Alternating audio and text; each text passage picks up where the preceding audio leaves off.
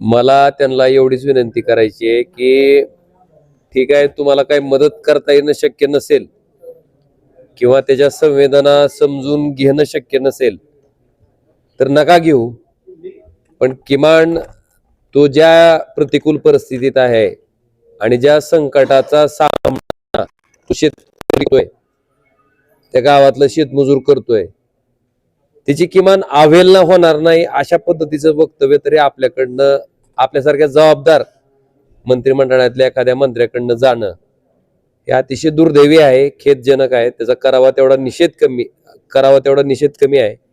अपेक्षा इतकीच आहे की नाही काय मदत करता येईल तर शांत बसा, पण त्याची अवहेलना आणि त्याचं हसू कृपा करून करू नका.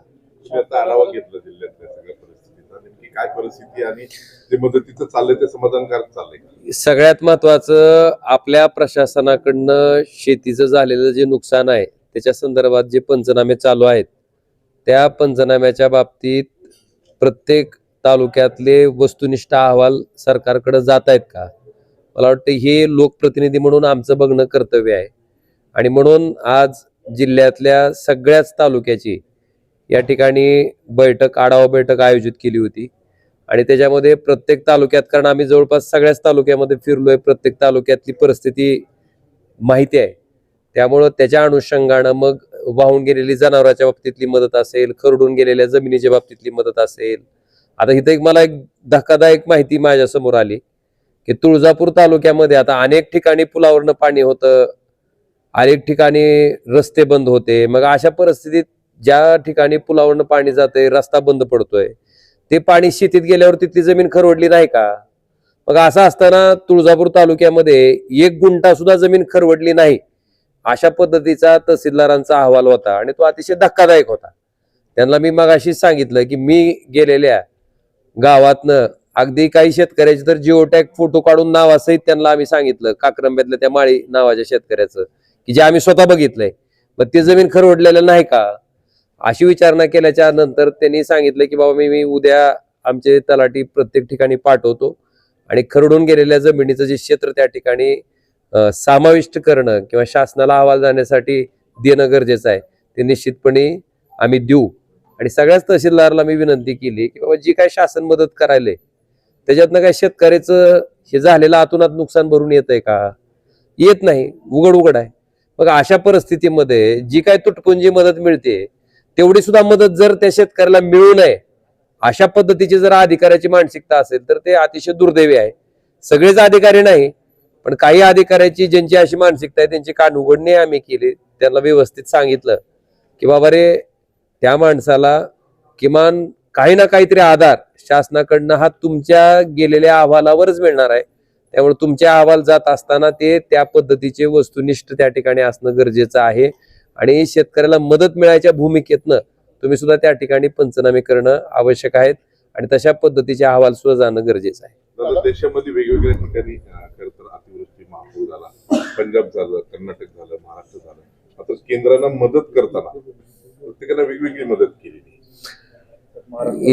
एक दुर्दैवी असा आहे की आता सन्माननीय मुख्यमंत्र्याची घोषणा मी 3 दिवसापूर्वी ऐकली. त्यांनी सांगितलं की आम्ही मदत वाढवून देऊ. आता 8,500च आहे आणि त्यांनी फक्त 2 हेक्टरची मर्यादा होती ती 3 हेक्टर केली. आता 8,500चं 3 हेक्टर जर केलं तर 8 त्रिक 24 आणि वरचे 500चे 1,500 म्हणजे 25,500.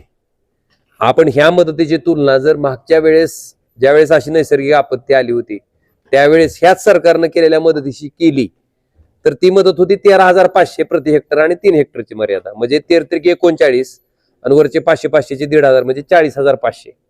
म्हणजे आजची सुद्धा जी मदत करतोय आज शासन ती मागच्या वर्षी 40,500 एका शेतकऱ्याला त्या ठिकाणी मदत करू शकत होतो आणि आता त्या शेतकऱ्याला फक्त 25,500 ही तुटपुंजी मदत होते. अशा पद्धतीनं कंजूसपणा करणं अतिशय दुर्दैवी आहे. दुसरी त्याच्यातली सगळ्यात महत्वाची गोष्ट की सरकारनं सांगितलं की बाबा पीक विम्यातनं आम्ही 18,000 देणार. मी सरळ प्रश्न विचारला की ज्या शेतकऱ्यांनी पीक विमा भरला नाही त्यांना पण 18,000 मिळणार आहेत का? किंवा पीक विमा कंपनी आणि राज्य सरकारमध्ये ज्या अटी शर्तीवर शेतकऱ्याला विमा मिळू शकत होता ती जास्तीच्या पावसाची म्हणजे अतिवृष्टीची अटही सरकारनं काढून टाकली. त्याचबरोबर त्या ठिकाणी नैसर्गिक आपत्तीची अटही सरकारनं काढून टाकली.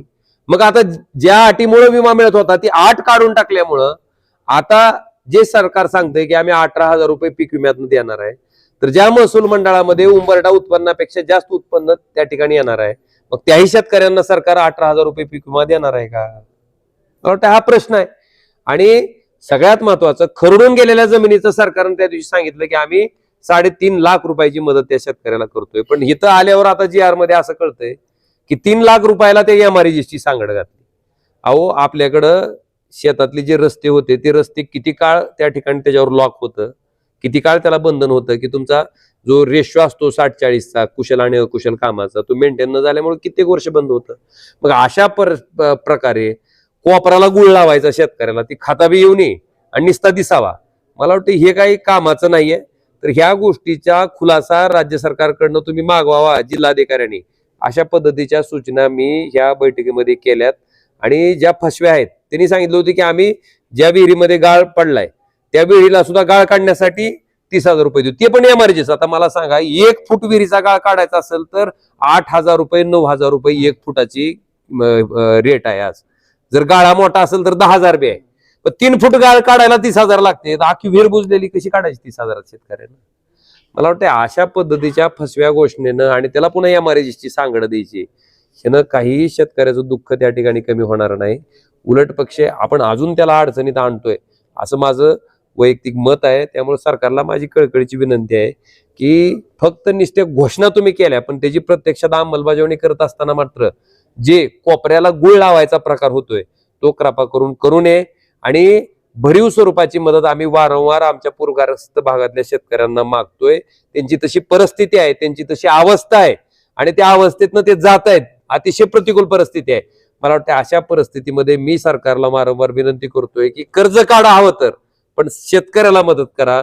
मला वाटतं तसं होताना दिसत नाही, पण जी काही मदत असेल ती किमान ह्यांच्या अधिकाऱ्याच्या अहवालामुळे, आता काही ठिकाणी रस्ते वाहून गेलेत, पूल वाहून गेलेत, बंधारे तुटून गेलेत, बंधाऱ्याच्या बाजूनं त्या ठिकाणी पाणी गेलेलं आहे, पुलाचं नुकसान, अशा ठिकाणी गावांतर्गत रस्ते असतील, स्मशानभूमी असतील, तर अशा ठिकाणी सुद्धा त्याचे परिपूर्ण प्रस्ताव राज्य सरकारकडं त्या ठिकाणी पूर हानीमध्ये जे सरकार मदत करणार आहे त्याच्यातनं प्रत्येक तालुक्यातले हे सुद्धा आम्ही त्या ठिकाणी स्वतः अगदी वैयक्तिक लक्ष घालून बघितलंय. अपेक्षा इतकीच आहे की ही जी मदत आहे ती अजून मोठ्या प्रमाणात करण्याची गरज सरकारच्या माध्यमातून आहे. भले सरकारला कर्ज काढायची वेळ आली तरी ती काढावं, पण मदत मात्र निश्चितपणे वाढवणं गरजेचं आहे आणि भूमिका आणि हेतू सुद्धा त्या ठिकाणी शुद्ध ठेवणं गरजेचं आहे. थँक्यू.